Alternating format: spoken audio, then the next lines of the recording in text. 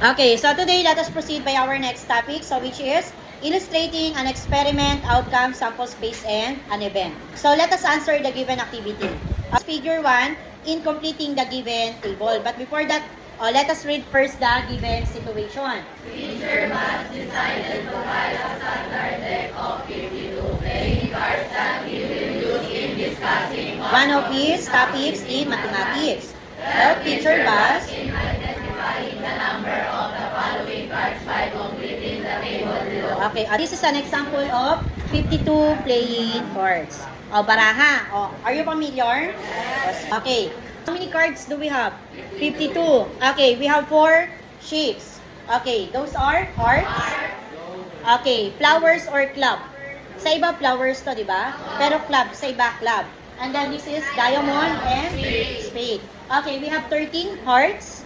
13 yan. We have A, 2, 3, 4, 5, 6, 7, 8, 9, 10. Yung 11, jack na po iyon. Yung 12, queen. Yung 13, king. Yung 1 natin dyan, ace po iyon. Letter A, alas. Do you understand? So, meron tayong 13 na heart, 13 na clubs, 13 na diamond, and 13 na spade. And that is 52 playing cards. I-help daw natin si Teacher Bas to complete the given table using that figure. This is the given figure. Okay, and this is the given table. Okay, so based on the given, or using these 52 playing cards, how many jack do we have? Jimenez. Oh, very good. We have 4 jack. Diba? 4 na jack. Ano yon?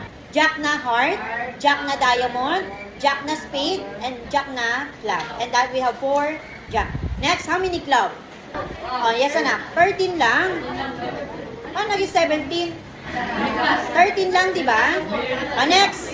How many A's do we have? Higa. 4. How many king of clubs? 1.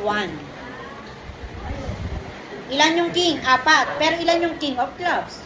1 lang kasi may king of hearts, king of diamond, king of spade, and king of clubs. So, isa lang po. Do you understand? Next, how many 8 of spade? Yes?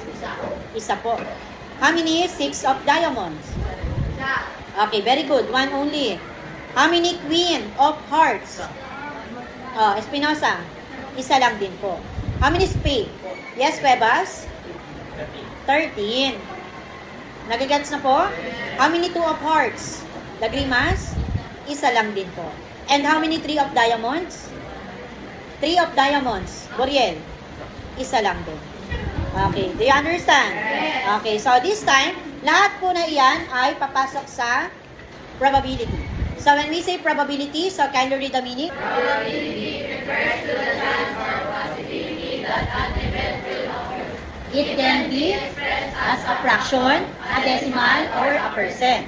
It's several desired outcomes to the total number of outcomes. So meaning class, when we say probability, it refers to the chance or the possibility that an event will occur or happen. So meaning, meron tayong mga experiment or event na gagawin para makuha natin yung probability. Okay, ang probability daw ay pwede natin ma-express as a fraction. Ano yung fraction? 1/2 or 1/2. So si 1/2 ay equal sa anong decimal? Si 1/2 ay equal sa 1/2 is equal siya sa decimal na 0.5 or 0.50. At equal siya sa percent na 1/2 is equal to 50%. Do you understand? Okay, so probability ranges from 0 to 1, meaning 0 impossible to happen. Then 1, certain, possible to happen. This is the formula in finding the probability. Probability is equal to the number of desired outcome over the total number of outcomes. So let us analyze this probability line. Okay. So sabi natin anak, si probability ay nag-range from 0 to 1. Kapag 0 anak, impossible to happen. So never mang yayari. Do you understand? Then kapag naman unlikely, for example, using this die, what is the probability of getting 1? Sa die anak, ilan yung chances? 6. Ilan lang daw po yung probability na makakakuha tayo ng 1? So 1 lang. So 1 out of 6. Meaning, maliit yung chance. Kaya unlikely. Or 16%. Do you understand?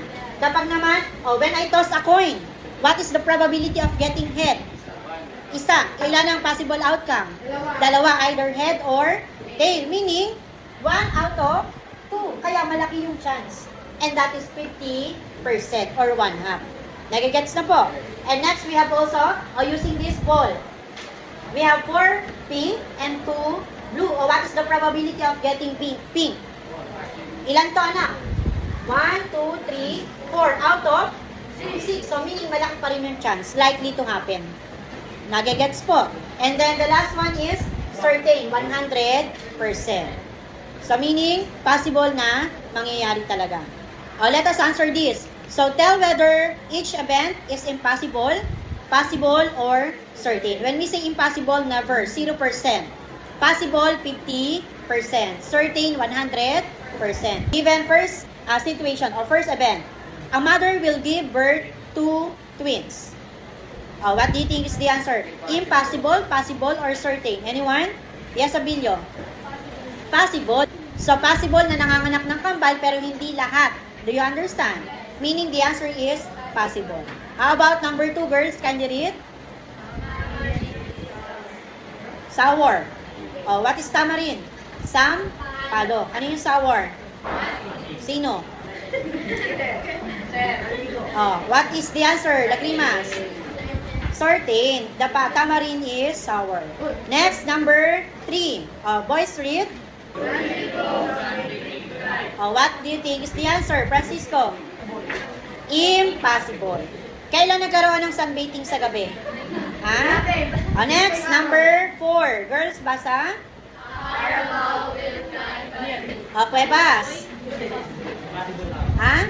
Impossible. Meron bang kalabaw na umaakyat ng puno? Number 5. Okay, can you read? 1, 2, 3, go.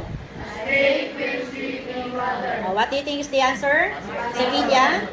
Possible. Okay, number 6. You will make it to the list of top 10 student in your class. Dito anak sa number 6, iba-iba na tayo ng sagot dyan. Depende sa kakayahan natin. Alam natin, for example, alam ko sa sarili ko na kaya kong makapasok sa top 10. So, pwedeng ang sagot ko ay possible. Ngayon, pag alam ko sa sarili ko na medyo hindi ko kaya or medyo nahihirapan ako sa mga lesson, impossible ang sagot. Pero kapag first quarter pa lang, nandun ka lang sa rank 1 to 10 sa final grade, makakapasok ka pa rin sa list ng top 10. So, certain ang sagot. Meaning, magkakaiba tayo ng sagot, depende sa ating kakayanan.